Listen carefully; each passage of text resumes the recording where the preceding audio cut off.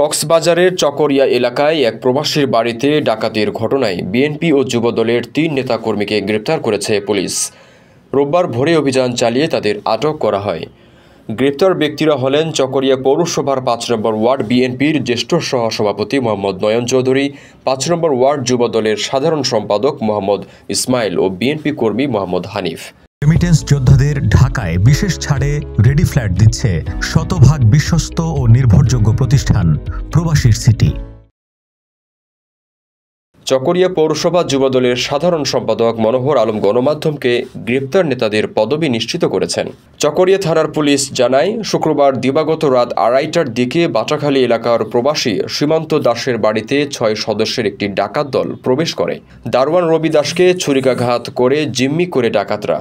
পরে পরিবারের নারী সদস্যদের গলায় ছুরি ধরে ৩ ভরি স্বর্ণ, ৪ ভরি রূপা ও ১২,০০০ টাকা লুট করে তারা। ঘটনার পর পুলিশের একাধিক দল তদন্ত শুরু করে। সিসিটিভি ফুটেজ বিশ্লেষণ করে কয়েকজনকে শনাক্ত করা হয় এবং নয়ন, ইসমাইল ও হানিফকে গ্রেপ্তার করা হয়।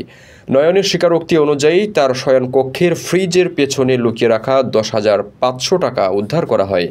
ডাকাতির সঙ্গে জড়িত অন্যদের গ্রেপ্তারে পুলিশের অভিযান অব্যাহত রয়েছে।